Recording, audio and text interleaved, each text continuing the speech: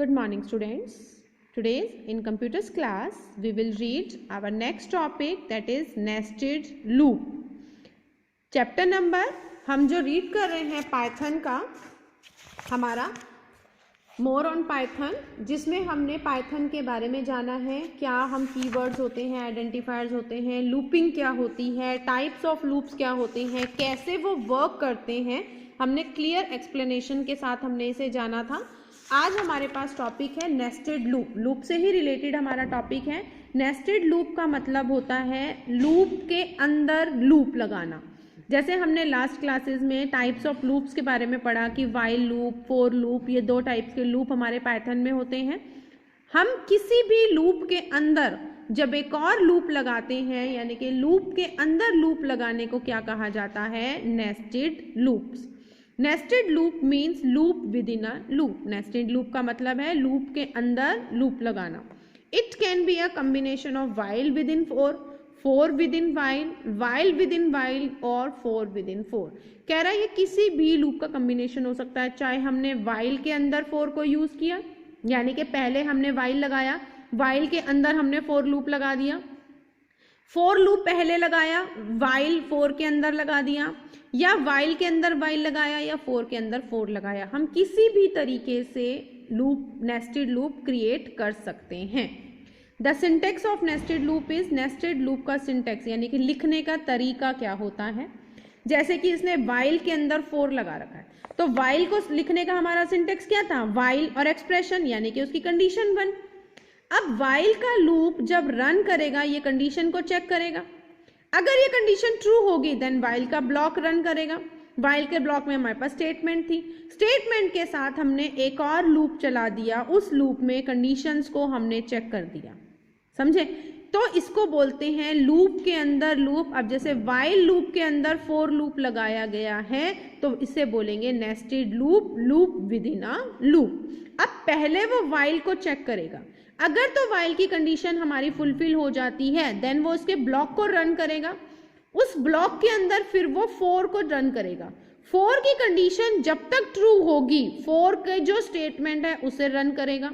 जैसे ही फोर की statement false होगी वाइल की स्टेटमेंट को रन करेगा।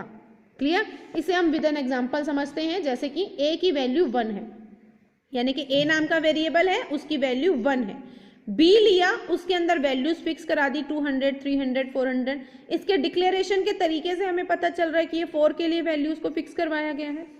अब वाइल सिंटेक्स लगाएंगे, वाइल a लेस देन 3, यानी कि a की वैल्यू जब तक 3 से कम है तब तक ये हमारा जो लूप है वो रन करेगा। ये स्टेटमेंट जो है वो हमारी प्रिंट होंगी। इसके अंदर इसने दिखाया प्रिंट इटरेशन a। इटरेशन हमारा वर्ड है, वो मैसेज जिसे हम एज इट इज प्रिंट करेंगे a। यहाँ पे ये a दिखाएगा, a की वैल्यू कितनी है हमारी? 1। यहाँ हमने a 1 किया ना, तो अब ये पहले किसको चेक करेगा? 1 को। 1 3 से लेस देन है, कंडीशन ट्रू हो गई, तो कंडीशन ट्रू होने के बाद इस ब्लॉक को रन करेगा। इस ब्लॉक की पहली स्टेटमेंट ही क्या है? प्रिंट करवा दिया, इटरेशन मैसेज आ गया, a की वैल्यू यानी कि 1। उसके बाद वो नेक्स्ट जाएगा, x के अंदर गई b की वैल्यू, ये हमने b की वैल्यूज गई थी, पहले x के अंदर कितना गया? 200। फिर वो प्रिंट x करा देगा, 200 को प्रिंट करा देगा। फिर दोबारा से 4 ही चलेगा ना अभी, क्योंकि 4 की तो कंडीशन अभी फॉल्स नहीं हुई। जब तक 4 की कंडीशन फॉल्स नहीं होगी वो वापस वाइल के अंदर काम नहीं करेगा, यानी कि वाइल की नेक्स्ट स्टेटमेंट को प्रिंट नहीं करेगा। अब b की नेक्स्ट वैल्यू क्या गई x के अंदर? 300, तो अब वो प्रिंट क्या कराएगा? 300। फिर उसके बाद कंडीशन सही है अभी हमारी चलती है, तो b की वैल्यू 400 है तो x के अंदर गई 400, फिर वो प्रिंट करा देगा 400। अब इसके बाद कोई वैल्यू नहीं है तो 4 हमारा यहाँ पे क्लोज हो जाएगा। अब वो नेक्स्ट स्टेटमेंट जाएगा जो है a is equals to a plus 1, यानी कि a की वैल्यू है 1 प्लस 1, नई वैल्यू a की कितनी हो गई? 2। अब वो फिर से a की वैल्यू को चेक करेगा जो है 2।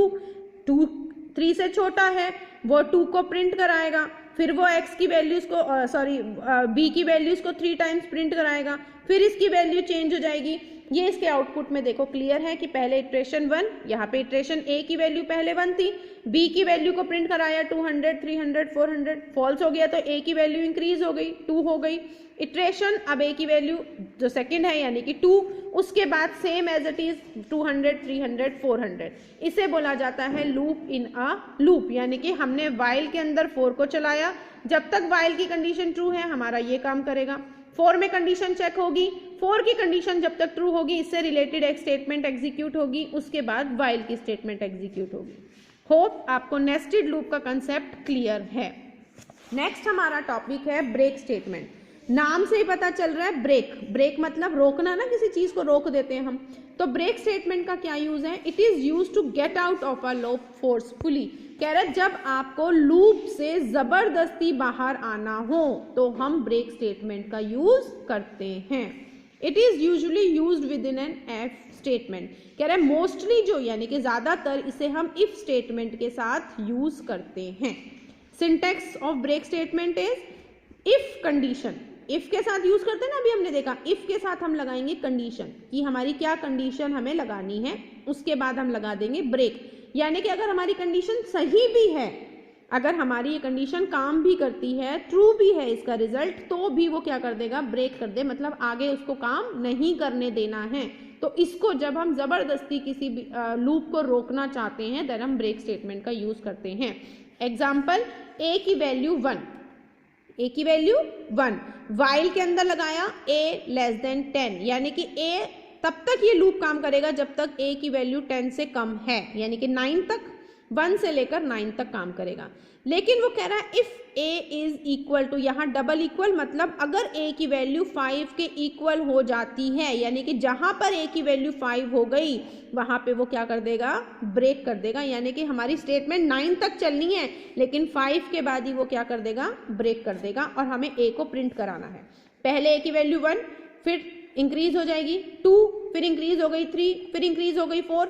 जैसे ही ए की वैल्यू 5 हुई, यहाँ पे इसने कंडीशन चेक करी, 5 के इक्वल हो गया तो ब्रेक, मतलब आगे का काम नहीं होगा।